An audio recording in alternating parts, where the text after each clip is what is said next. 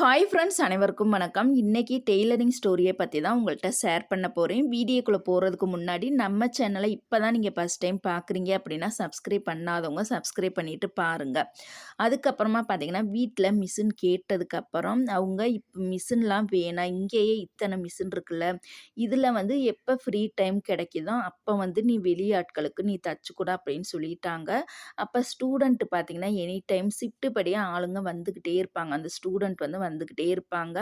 Free time கொஞ்சம் கொஞ்சம் நேரம் தான் கிடைக்கும். அந்த கொஞ்சம் கொஞ்சம் நேரத்தில் நான் வந்து வெளியாட்களுக்கு தைக்க ஆரம்பித்து, வெளியாட்களை நான் எப்படி இங்கே வந்தாங்கன்னு பார்த்தீங்கன்னா, இப்படி அக்கம் பக்கத்தில் தெரிஞ்சவங்க, அப்புறம் தையல் கிளாஸ் நடத்துகிறனால நிறையா பேர் வருவாங்கல்ல, அதனால அவங்க மூலியமாக எனக்கு ப்ளவுஸ் தைக்கிறதுக்கு வந்துச்சு. அப்போ டிசைன் ப்ளவுஸ்லாம் எதுவுமே கிடையாது. சும்மா நார்மலாக அந்த ரவுண்டு நெக்கில் முக்கோணத்தை பயன்படுத்தி தைப்போம், இல்லாட்டினா லேஸை பயன்படுத்தி தைப்போம். அந்த மாதிரி தான் அப்போயெல்லாம் டிசைன் ப்ளவுஸ்லாம் அந்த மாதிரி தான் வரும்.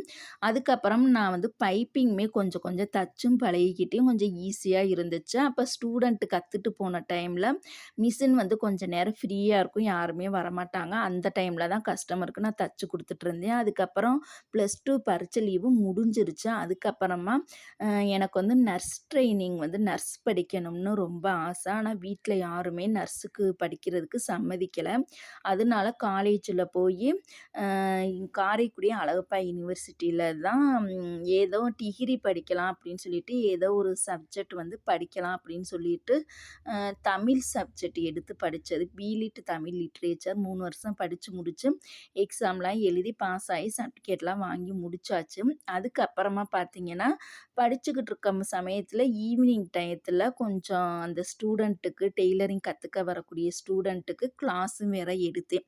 அதனால நல்லா ப்ராக்டிஸ் ஆயிடுச்சு. அதுக்கப்புறமா டிகிரி முடித்த கையோட பார்த்தீங்கன்னா டிடிசி டெய்லரிங் கோர்ஸ், அதுவுமே காரைக்குடி அழகப்பா யூனிவர்சிட்டியில் லேடிஸ் கிளப்பில் வந்து அது 1 இயர் கோர்ஸ் ரெகுலராகவே போயிட்டு போயிட்டு வரணும்.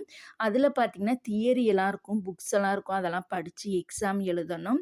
அப்புறம் அதில் டெய்லரிங்னா டெய்லரிங் மட்டும்தான். இந்த தலகணி உறை, ப்ளவுஸு, பாட்டி jacket, normal jacket, cut jacket, நேர் ஜாக்கெட்டு, அப்புறம் ஜிம்மிஸ், அந்த மாதிரி டெய்லரிங் மட்டும்தான் அந்த டிடிசி டெய்லரிங் கோர்ஸில் வரும். டிசைன் ப்ளவுஸ்லாம் வராது. அந்த மாதிரி படித்து எக்ஸாம்லாம் எழுதுனது பார்த்திங்கன்னா தேவகோட்டையில் ஹை ஸ்கூலில் தான். ஆண்கள் மேல்நிலைப் பள்ளியா இல்லை பெண்கள் மேல்நிலைப் பள்ளியான்னு எனக்கு ஞாபகம் இல்லை.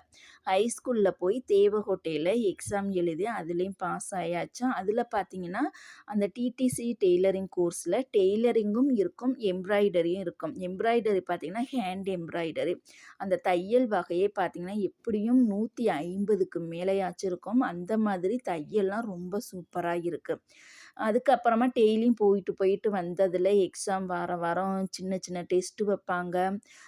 அந்த பெரிய ட்ரெஸ்லாம் தைக்கணும். அப்புறம் ஆல்பத்துக்காக பார்த்திங்கன்னா அந்த ஜிம்மிஸ் வந்து நம்ம பெருசாக தைக்கணும் அப்படின்னா ஆல்பத்தில் ஒட்டுறதுக்கு குட்டி ஜிம்மிஸாக தைச்சா அது பூரா ஆல்பத்தில் ஒட்டணும். எக்ஸாம் வந்து தியரி வந்து எழுதிட்டு ப்ராக்டிக்கலுக்கு அவங்க என்ன ட்ரெஸ் வந்து கொடுக்குறாங்களோ அந்த ட்ரெஸ்ஸை வந்து தச்சு காமிக்கணும். அந்த மாதிரி அதுவும் படித்து முடித்து சர்டிஃபிகேட்லாம் வாங்கியாச்சு.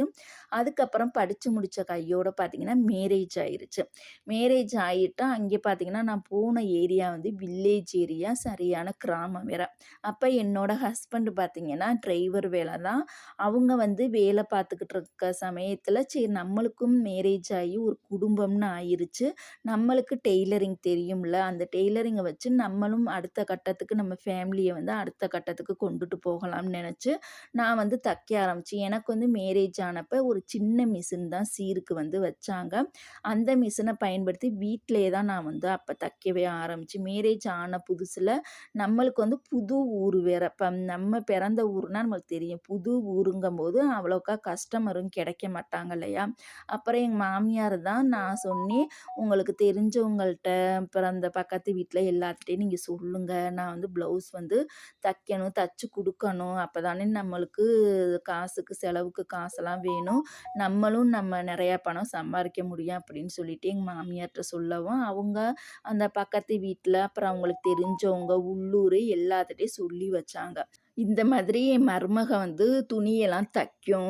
நீங்க வந்து ப்ளவுஸ் தைக்கணும் அப்படின்னா, இங்க கொண்டுட்டு வாங்கன்னு இப்படின்னு நெறையா பேத்துட்ட தெரிஞ்சவங்கள்ட்ட பூரா சொல்லி வச்சிருந்தாங்க. ஃபர்ஸ்ட்டு எங்க தெருவுல உள்ளவங்க வந்து என்ட்ட குடுக்க ஆரம்பிச்சாங்க. "இது ஒண்ண வந்து தச்சு குடுப்பா. நல்லா இருந்துச்சுன்னா, நான் உன்ட்டயே தைக்கிறேன்" அப்படின்னு சொல்லியிருந்தாங்க.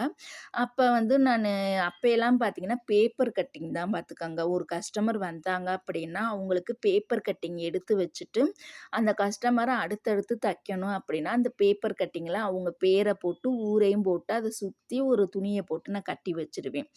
அதுக்கப்புறமா பார்த்தீங்கன்னா, இந்த மாதிரி தான் நெறையா கஸ்டமர் வந்து வர ஆரம்பிச்சாங்க. ரொம்ப நெறையான்னு சொல்ல முடியாது. கொஞ்சம்னு சொல்ல முடியாது. நார்மலா ரெகுலராவே கஸ்டமர் வந்து வர ஆரம்பிச்சாங்க. அதுக்கப்புறமா பார்த்தீங்கன்னா, இது எதுக்கு பேப்பர் கட்டிங் தேடி தேடி எடுக்க முடியல.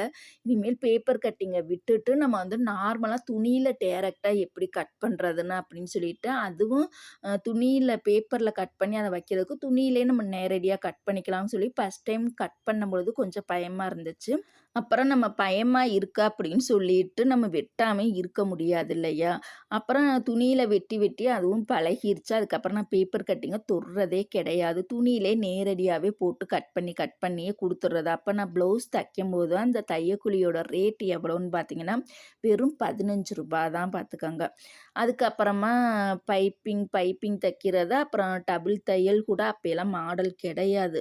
அந்த ப்ளவுஸில கழுத்து சைடு டபுள் தையல் போடுவோம்ல, அதெல்லாம் அப்ப கிடையாது. இப்ப ரீசென்ட்டா ஒரு 5, 6 வருஷமா தான் அந்த இது வந்துச்சு. ஹெம்மிங், பைப்பிங் இது 2ம் தான் அப்போதைக்கு வந்து தைக்கிறது. இப்படி தச்சு குடுக்கும் பொழுது பார்த்தீங்கன்னா, நெறைய கஸ்டமர் வந்து வர்றதுக்கு ஆரம்பிச்சாங்க. அங்கே மேரேஜ் ஆயிட்டு போயிட்டு ஒரு 2 வருஷமா தான் அந்த அளவு ப்ளவுஸ வச்சு துணியிலே நேரடியா கட் பண்ணி ஒரு 2 வருஷமா தான் நான் தச்சுக்கிட்டு இருந்தேன். அதுக்கப்புறமா பார்த்தீங்கன்னா, எனக்கு கஸ்டமர் வந்து நெறைய வர ஆரம்பிச்சுட்டாங்க. உள்ளூரு, பக்கத்தூரு இந்த மாரி நெறைய வர ஆரம்பிக்கவுமே, நெறையா பேரு புதுசா ப்ளவுஸ் தைக்கணுங்கும்போது, "அளவு எடுத்துப்பீங்களா?" அப்படின்னு சொல்லி கேட்டாங்க. அளவு வந்து, "இல்ல அளவு எடுக்க மாட்டோம். அளவு ப்ளவுஸ் இருந்தா தான் தப்போம்னு" நான் சொல்லிட்டேன். அதுக்கப்புறமா பார்த்தீங்கன்னா, ஒரே ஒரு நாள் மட்டும் நான் ட்ரெய்னிங் போனேன். ட்ரெய்னிங் போயிட்டு அளவு உடம்புல நேரடியா எப்படி அளவு எடுக்கிறது அப்படின்னு சொல்லிட்டு, அந்த ஒரு நாள் ஃபுல்லுமே எனக்கு வந்து கிளாஸ் எடுத்தாங்க. அது வேற ஊர்ல நான் போய் கத்துக்கிட்டேன். அது எந்த ஊருன்னு நாளைக்கு வீடியோல நான் கண்டிப்பா உங்களுக்கு சொல்றேன். ஒரு நாள் ஃபுல்லாவே எனக்கு ட்ரெய்னிங் எடுத்ததுல, அதுக்கப்புறமா பார்த்தீங்கன்னா, அளவு எடுத்து தைக்க குடுக்க ஆரம்பிச்சேன். அளவு எடுக்கும் பொழுது அதுவும் லேடீஸ் டெய்லரா இருந்தா அளவு எடுத்தா, அந்த தைக்கிற கஸ்டமருக்கு இன்னும் அவங்களுக்கு வந்து யூஸ்ஃபுல்லா இருக்கும். பரவால்ல ஜென்ஸ் டெய்லர்ட்ட போகவும் அவங்க சங்கட்டப்படுவாங்க. என்ன ப்ராப்ளம்ஸு சொல்றதுக்கும் சங்கட்டமா இருக்கும். இதே லேடீஸ் டெய்லரா இருந்தா ஓப்பனா பேசலாம் அப்படின்னு சொல்லிட்டு, இன்னும் அந்த அளவு நேரடியா அளவு எடுக்கும் பொழுது, இன்னும் கஸ்டமர் வந்து எனக்கு நெறைய வர ஆரம்பிச்சாங்க. எக்கச்சக்கமா வந்துச்சு பார்த்துக்கங்க. அவ்வளோ வந்துச்சு. அப்ப வந்து எனக்கு சின்ன மிஷின் வந்து செட் ஆகல. சரி ஓகே நம்ம வந்து வெளியில நெறையா பேருக்கு தைக்கிறனால, நம்ம வந்து பெரிய மிஷின் வாங்கிக்கலாம் அப்படின்னு தோணுச்சு. பெரிய மிஷின் வாங்கும்போது என் கையில பணமே கிடையாது. நாளைக்கு வீடியோல பெரிய மிஷின் வந்து நான் எப்படி வாங்குனேன், டிவிக்கு வாங்குனேனா, ரெடி காசு குடுத்து வாங்குனேனான்னு நாளைக்கு வீடியோல பார்க்கலாம். Thank you.